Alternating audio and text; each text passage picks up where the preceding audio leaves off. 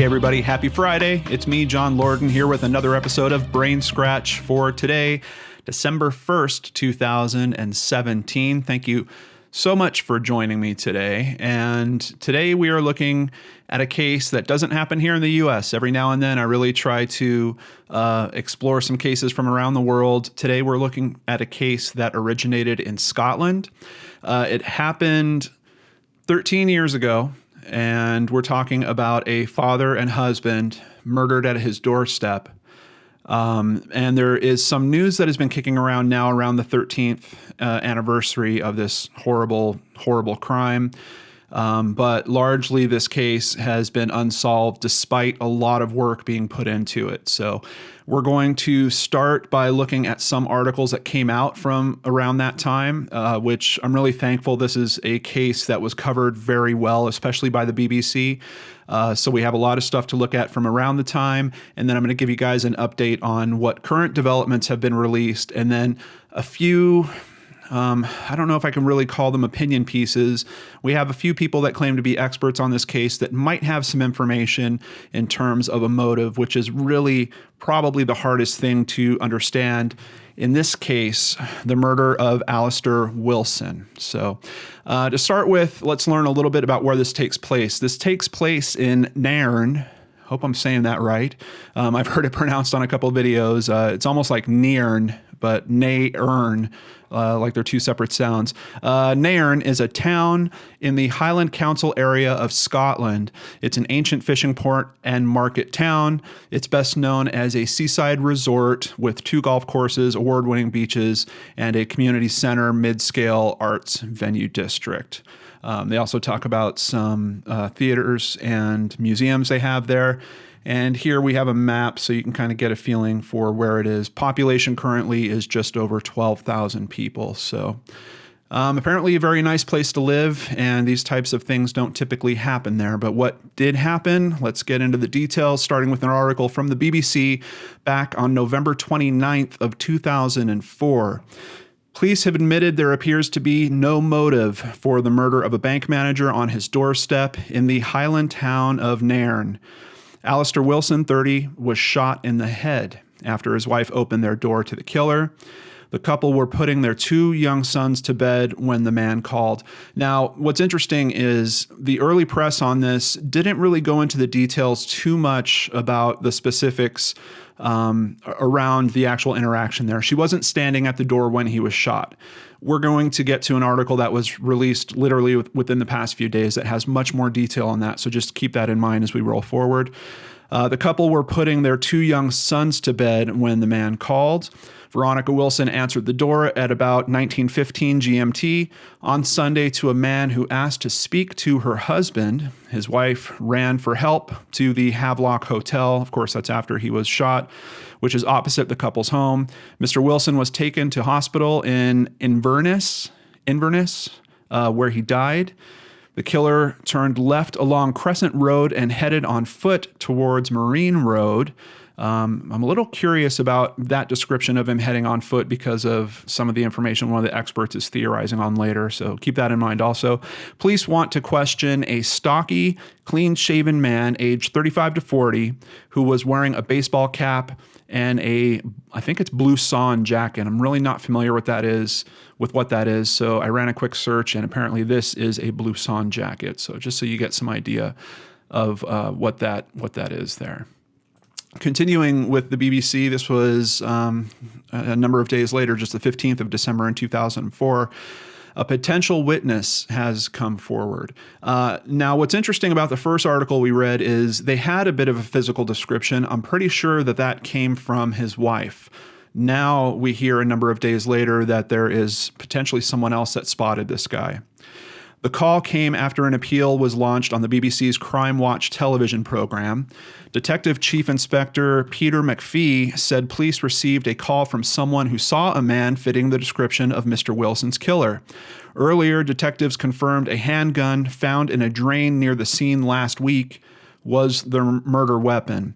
McPhee said the Crime Watch appeal had yielded a number of interesting calls. So We have him shot. We have the weapon dumped in a drain. And literally, I think it was actually 10 days after he was shot, someone was cleaning the drain and actually found the weapon. And we're going to get into much more detail about the weapon here because it's a little bit unique.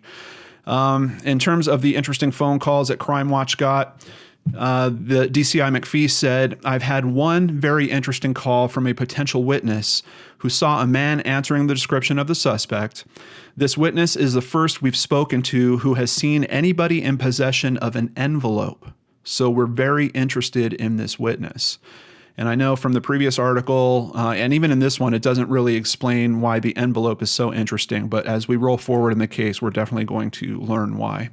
During the Crime Watch program, Mrs. Wilson, who spoke off camera, described how she had answered the door to the killer.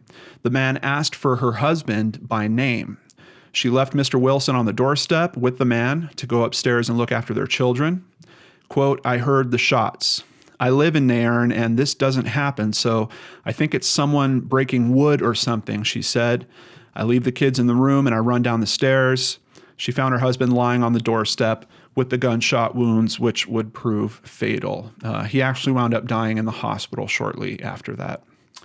Moving forward, still with the BBC, 20th of December 2004, about 200 people attended a memorial service at St. Ninian's Church in the Highland town. The family has not been able to bury Mr. Wilson as his body is still being held while police continue their investigations. Mrs. Wilson and the couple's 2 young sons have been living under armed guard at a secret location since the shooting. And let me just say, it's already tragic enough when you're looking into a case like this and you have this type of tragedy, but because it happened at their home, that just makes it all the more worse. I mean, how is she and her children, how are they ever supposed to feel safe at that home again? So I'm really happy to hear that the authorities really stepped up and they were making sure that they had some semblance of safety in terms of keeping them guarded and at a completely different location. Her life with her children has been an emotional roller coaster since the murder just over 3 weeks ago, and she said the question of who and why will continue to haunt them. "For the sake of my 2 young boys, we need to find out who and why. So if anyone has any information, then please come forward." And please keep in mind, this case is still unsolved. The who and the why still have not been answered. So if by chance you are someone that thinks you have a piece to this puzzle, please go to the description box below. I have all the contact information down there. You can even submit information anonymously if you need to. There's a number for that down there as well.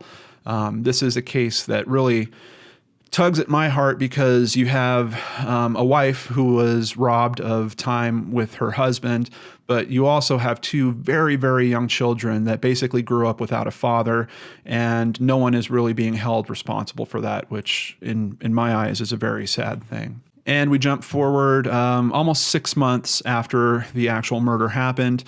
Finally, Alistair is laid to rest. The funeral has taken place of banker Alistair Wilson, who was shot dead on the doorstep of his home in Nairn.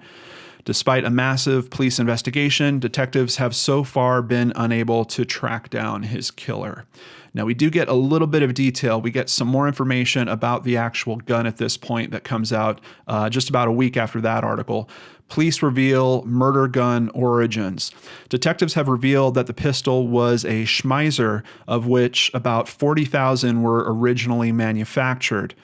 The gun is small enough to fit into the palm of a hand, and police believe it may have been brought into the UK during or after World War II.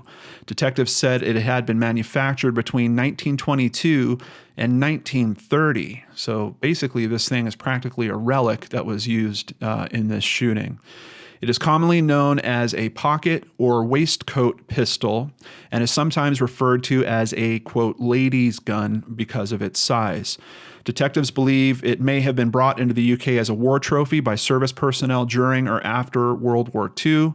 Other explanations are that it was legally imported into the UK prior to 1997, or that it was smuggled into the country. So, I mean, we've just talked about every possibility for how a gun could get anywhere. They're saying it was legally imported prior to 97. They probably have some kind of records block there where they don't have good records before 1997, so they can't trace its serial. Or it was smuggled into the country. When I'm looking at this case, I'm thinking there's a possibility that we're dealing with some type of business transaction or some type of threat towards Alistair. And was this potentially a hitman situation? Was this a thug of some kind? Was there a reason why this pistol was used? Is the pistol in itself some type of message?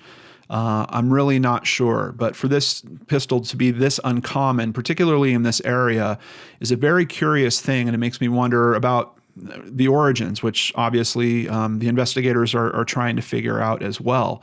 If it really was a war trophy by someone, was there some mechanism by which Alistair should have recognized that gun in some way? I don't know. And there's another piece of the puzzle, which is this envelope that we've heard just a very small mention of, which might tie into these theories as well. So let's continue forward, and now we are doing a big jump in time. This was posted at northerntimes.co.uk, and this was posted just a few days ago, November 27th of 2017.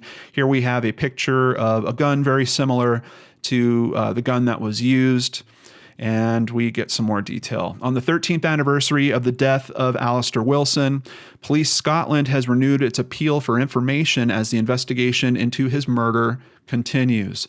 Since Alistair's death, officers investigating his murder have gathered evidence and reviewed material available, and as a result can now release new information about the envelope handed over to Alistair and two weapons similar to the murder weapon that have been recovered in Nairn. So this is assuming that you've heard about the envelope at this point. Let me just give you a little bit of detail on it.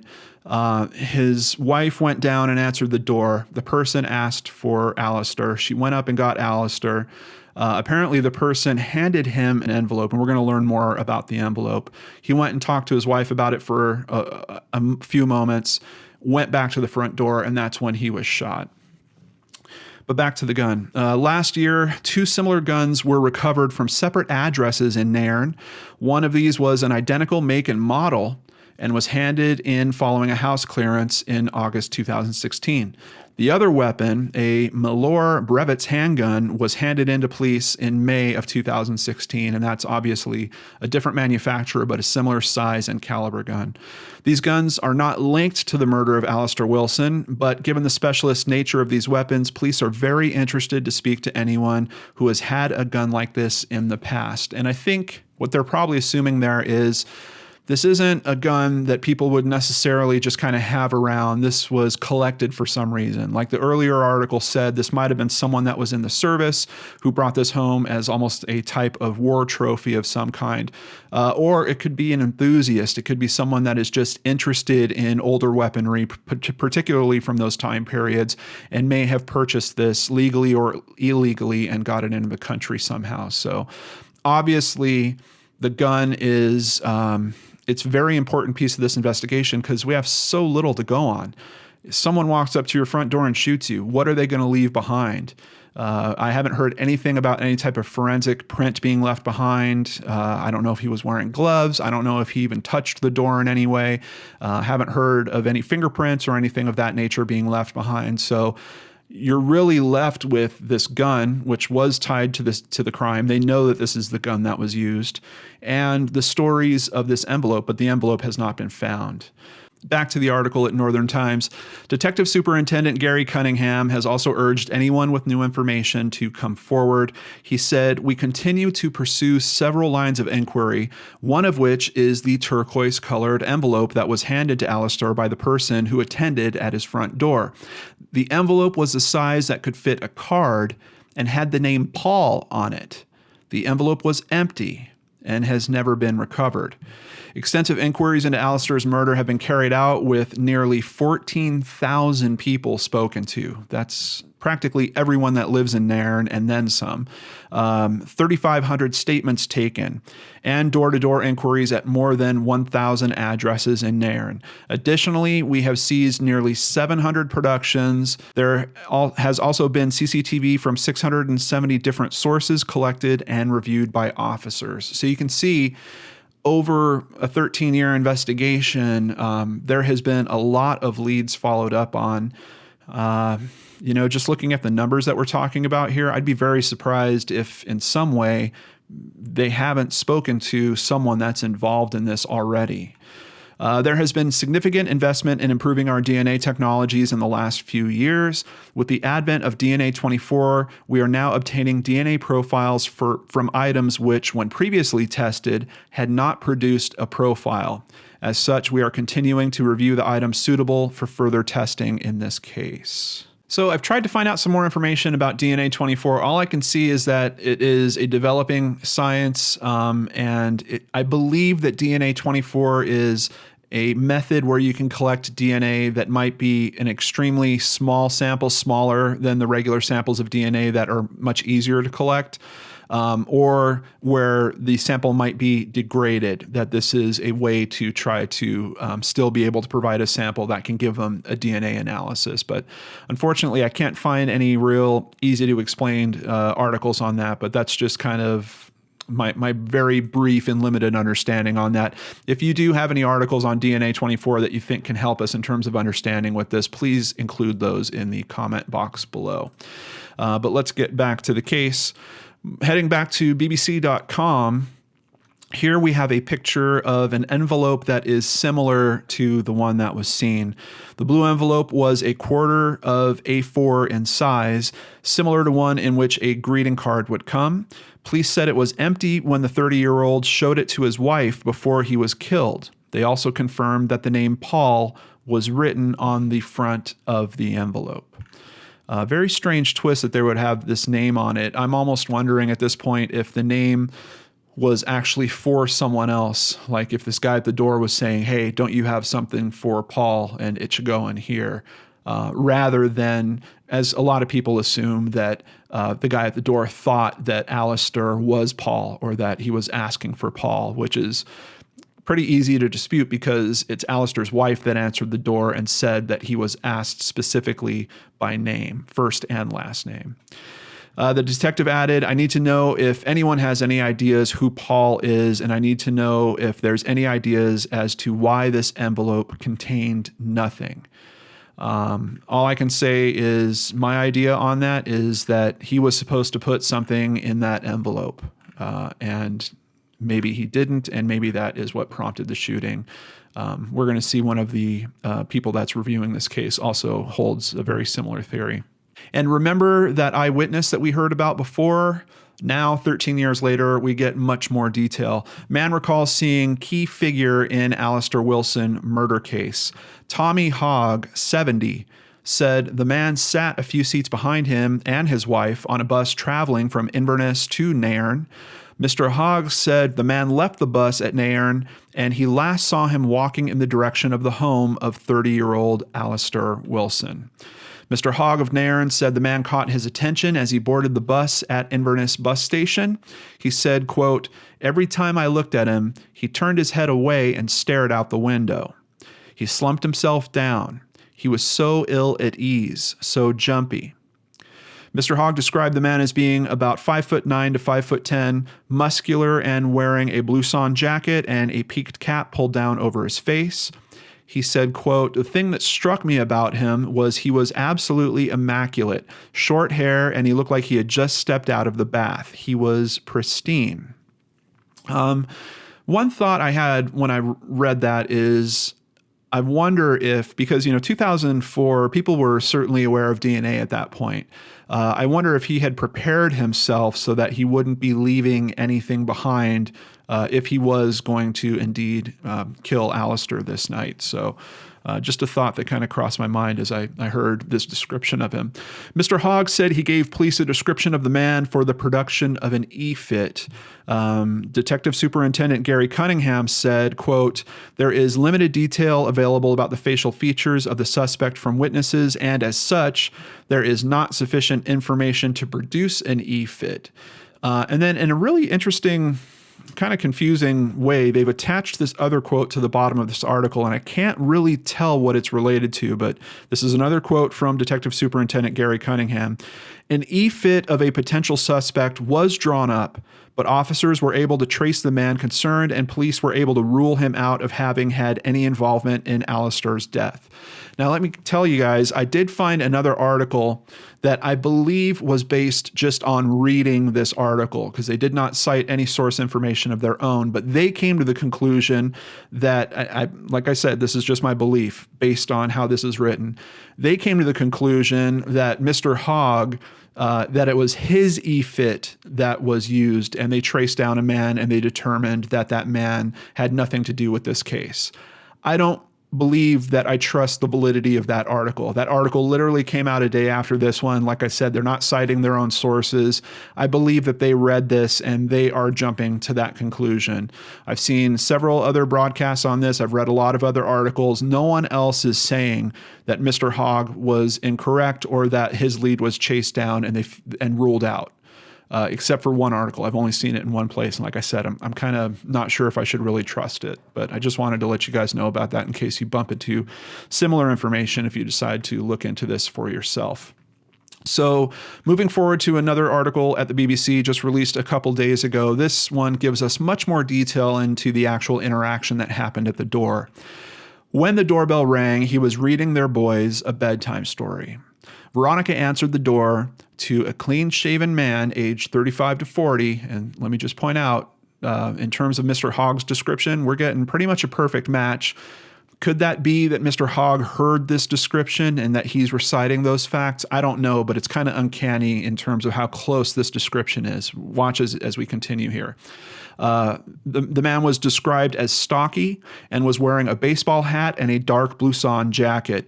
He asked to speak to Alistair Wilson. So this is directly from his wife, who I'm sure remembers that night. It's probably the worst night of her life. Veronica went up to the boys' room and told her husband. He expressed surprise that someone had come to the door at 7 p.m. on a Sunday, but went downstairs, leaving Veronica to take over the bedtime reading. And here we have a picture of Alistair. It really just breaks my heart. After a short discussion with the man, Alistair came back up to the room, carrying a small blue envelope, which the BBC has now learned was empty. The name Paul was written on the front of the envelope. You know, something else that I'm wondering is how good of a look did his wife get at that envelope? Did she notice that it had the name Paul on it, or did he tell her that it had the name Paul on it? Was it in cursive? Was it handwritten? Could they have been mistaken about Paul? Could it be something else, possibly someone's last name or something like that? I really don't know. We don't have a ton of detail around that. Veronica told the BBC, quote, "He was just a bit bewildered as to what the gentleman had said because the envelope wasn't addressed to him." So here we're getting interaction where Alistair is saying, I don't know what this guy at the door wants, but he gave me this envelope and it's not even my name on it. So I don't know if the dialogue he was having with the man wasn't clear, or did Alistair know exactly what the guy was talking about, but he couldn't talk to his wife about it for some reason? I do think that's something that we have to consider here as well. And I said, no, he definitely asked for you by name. Now, if Alistair wasn't being upfront with her, he might have not realized that, you know, the guy had used his full name when he was speaking to his wife, which might kind of fit there. I don't know. I don't know how much to hold in that, but Veronica said there was no sense of danger at that point. Alistair had closed the front door. She said, quote, "It wasn't threatening. It was just very unusual, but there was no fear. Otherwise, I wouldn't have let him go back downstairs. He didn't need to. He was in the house now." His wife told him they should get the boys down for the night and then try to figure it out. He said he'd go back downstairs and see if the gentleman was still there. She recalled minutes later he had been shot. Veronica said she heard 3 bangs. She ran to the front door to find her husband slumped and covered in blood. She saw the killer leave the scene, and there was no sign of the envelope that had been handed to him. So interesting. The killer takes the envelope back. I don't know. It's a really strange thing. Was it the killer's handwriting that was on the envelope? Was he worried about maybe that he had handled it and left some trace of his DNA on it or something like that? It's very interesting to me that he would take it. It supposedly was an empty envelope. So why is he going to take that back after shooting this man 3 times at his doorstep? Various theories have emerged about the possible motive. Some speculated the murder was linked to Alistair's job with the Bank of Scotland, which he was about to leave. Others suspected mistaken identity. And Alistair Wilson is a little bit of a common name. I did a search on it. I found many other people named Alistair Wilson. Could it be that this person maybe was hired to harm an Alistair Wilson and got the wrong Alistair? And maybe that's why he didn't understand what this envelope was about and who Paul was or any of that. Of course, that's something we have to consider here. And if you think about it, that would make this case extremely difficult to solve because the connectivity that police are looking for in terms of investigating this wouldn't exist if this was truly a mistake. They're never going to find a trace of, oh, there was a business transaction. We could see this guy was attached to this guy and bang, we have a connection there. If this was truly mistaken identity, that's probably the worst case scenario because I don't know, outside of possibly some DNA that could be picked up with new technology, I don't know how they're going to solve this. Veronica says mistaken identity is the only thing that makes sense to me. And I think we certainly have to consider that. It's hard not to. So what about these experts that I told you guys about earlier that seem to have some new information? This came out earlier in November of this year. A criminology professor says he has been sent information that could provide new clues to the shooting of a man in November of 2004.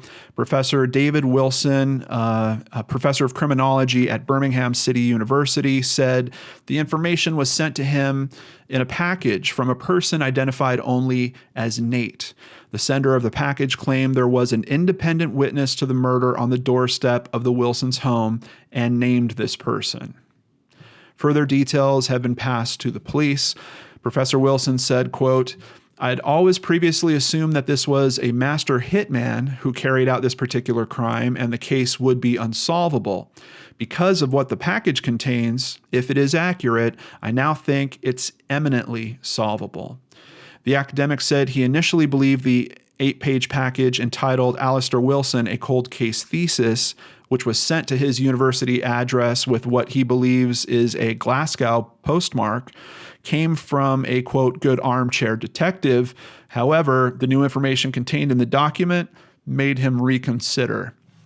They don't really go into much more detail there, but I have to assume that the professor thinks that the information is so solid in some way that it might have come from possibly someone who is a witness or someone that might be connected in some way to what happened there. Basically, it seems to me that he thinks that the information is more solid than an armchair detective would be able to whip up in a case like this. So if that wasn't enough, we also have another person scratching around trying to find more information on this. This is an article from pressandjournal.co.uk. And this is about an investigator, a guy that's an author and television personality. An investigator has revealed that new information is coming in almost every day about the unsolved murder of Nairn banker Alistair Wilson. Ex-detective Peter Blexley is writing a book about his research. And if you guys have watched the channel for a while, you know that I am very skeptical typically of books written by ex-police personnel. And let me just tell you guys why. I haven't seen a book that has been written by ex-police personnel where I have found any type of theory or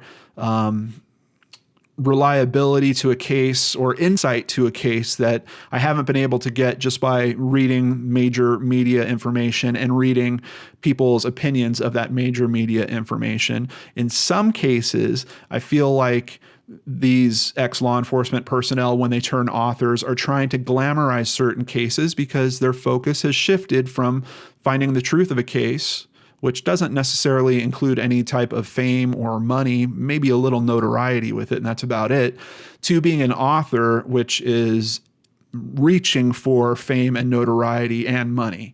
Their perspective is different. You know, in one, you're already getting a paycheck. You're not thinking about any kind of payoff. You don't need to spice up the story at all.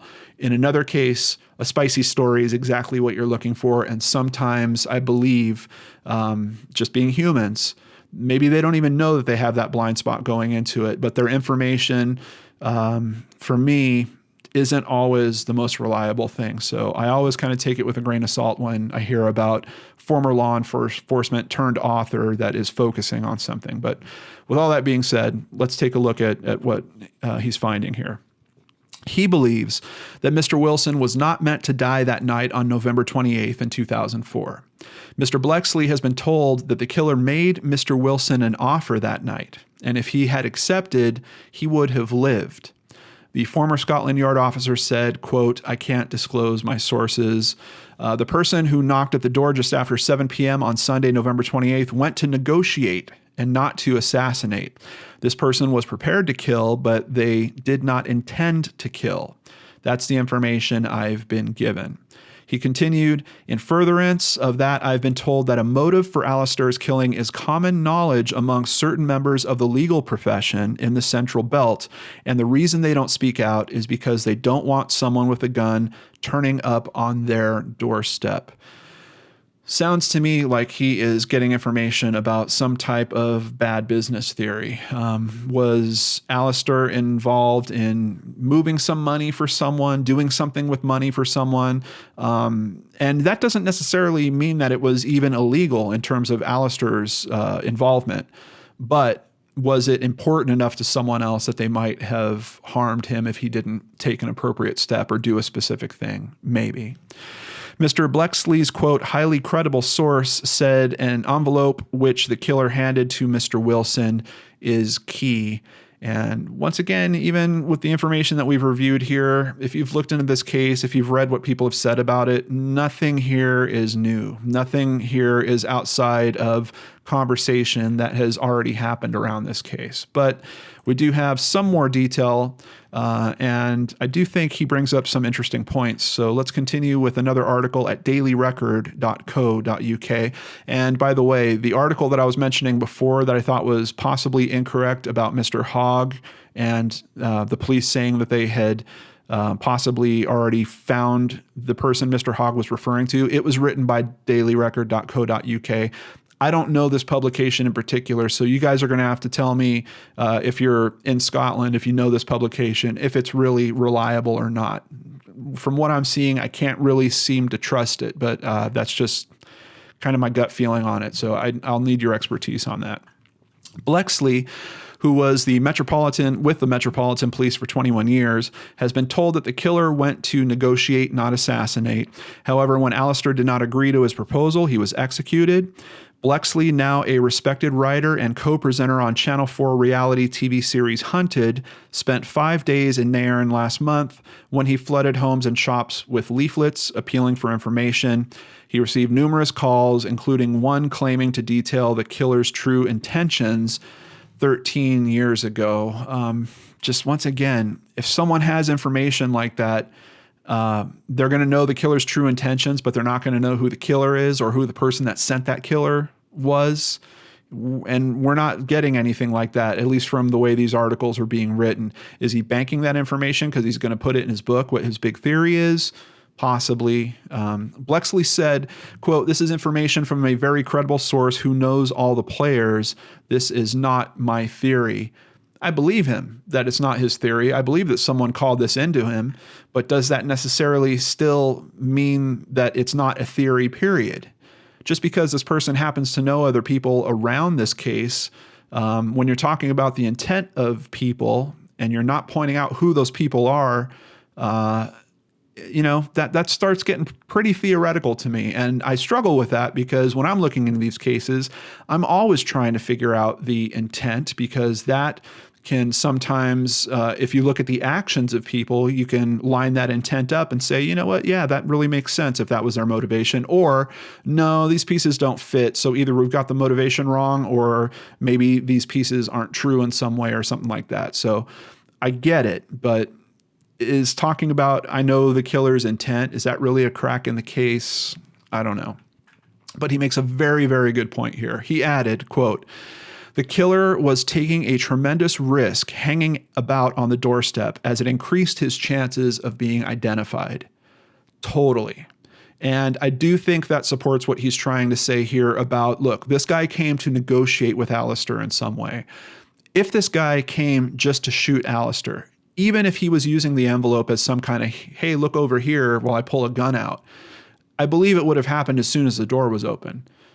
You want to get on that stoop, you want to do whatever you're going to do, and you want to get out of that situation as fast as possible. You don't want to be standing there while people are walking up and down the street on a Sunday evening, possibly out walking after dinner, while you're waiting for this guy to run upstairs, talk to his wife about it, check in with his kids. It just, if it was truly an execution, the time frame here doesn't make a lot of sense. So once again, we're talking about intent versus the actions that we know about, and I do think he's pointing out something good here.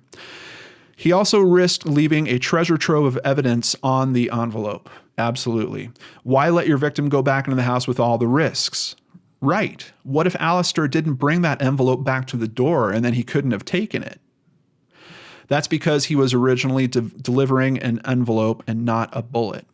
The investigator also now believes that the killer may have used a getaway car, which was possibly driven by an accomplice. Now, the only thing I have against that is, at least in this article, we're not given an explanation for why he thinks that. When we look back at the information that came out when the crime originally happened, we have his wife saying that she saw him take off on foot. If you are going to have a getaway car, sure, maybe it makes sense that it shouldn't be right in front of the house, because once again, other people could be walking by and maybe notice that it's there. But are you going to have it very far away where someone's going to see you running down a block or two? I don't know. Perhaps. And another interesting twist here. While in Nairn last month, Blexley examined the killer's possible escape route and the drain where the gun was left. He added, quote, "The drain would have been on the passenger's side. I don't believe the killer would drive off on his own, get out of the car, walk around, and put the gun in the drain." Now here, I think Blexley might actually be pointing out that his theory about there being a car involved might not be accurate. If this guy could have run off for a couple blocks and then decided he was just going to look like a normal pedestrian and go into a walking pattern, walked by this drain, dumped the gun, went to a train station, went somewhere else, who knows? There doesn't necessarily, from what I'm seeing, have to be a car involved in this. But I don't know. Blexley says Alistair's decision to leave the bank may be significant. Alistair was serving his notice at the bank. Did he want him to remain at the bank? Basically, was this guy coming to the door to tell him you can't leave this job for some reason? Was he shot because he owed money? Was Alistair told to put something in the envelope, for example, money? I think that is a very good question. But police have always insisted there is no evidence Alistair was involved in illegal business practices. And once again, I just have to point out, it doesn't have to be an illegal business practice. What if it was a legit loan? What if it was a loan that some business needed or some person needed, and Alistair rejected them for some reason? Was he maybe involved in a decision that didn't work well for this person that might have not been an up-and-up business person? Perhaps it was an illegal business, or he noticed that there was something wrong with this business and he decided not to lend them some money or something along those lines. I don't know that the connectivity here is going to show that Alistair was dirty in anything. Doesn't seem like it. But this is, 13 years of hindsight on a case where, quite honestly, there's just not a ton of information that we have to look at. Back to another article at pressandjournal.co.uk. Detective Superintendent Gary Cunningham said he cannot rule out theories on the envelope, which he says could include the killer deploying a distraction technique, expecting something to be put inside the envelope, or a case of mistaken identity. The distraction technique one, I almost feel like we can rule it out because it doesn't make sense that he would have let Alistair go back into the house with the envelope, particularly because Alistair could have left the envelope inside the house. And that would have gotten a lot uglier if the killer had to go in and recover that. He would have had to spend a lot more time there. Like I pointed out, if he was going to go and just shoot Alistair, it would have happened pretty quickly right at this top. I don't see this whole interaction of minutes going on where the guy's standing on the stoop. Gary Cunningham added, "My appeal to the public is that someone out there knows exactly why there was an envelope, and if we can get that information, we can focus on the motive. Allegiances change in 13 years, and we can only hope that someone might come forward." And I truly hope someone does, because I can tell with the information that is being kicked out about this case, it doesn't seem like there's a lot of very good leads for the police to go on. Trying to find connectivity to this gun and trying to find the envelope or the explanation for the envelope seem to be their two major leads, and those are both very, very tough leads. In a statement, Mrs. Wilson echoed the appeal for anyone with information to come forward. Quote, "It would mean the world to us to have Alistair's killer brought to justice. As a family, it has been difficult to understand why someone would do this to Alistair, and it has been a dark shadow over us for the past 13 years. Alistair was a loving, caring husband and father, and nothing will ever change that. We cherish the time we had together, which for our boys was cruelly short. We will always remain hopeful that the person who killed Alistair will be caught, and I would urge anyone who has information to come forward." And that is it for this case. And if you are a person that has that information, once again, please use the contact information in the description box below. You can remain anonymous. This family needs help getting an answer to this case.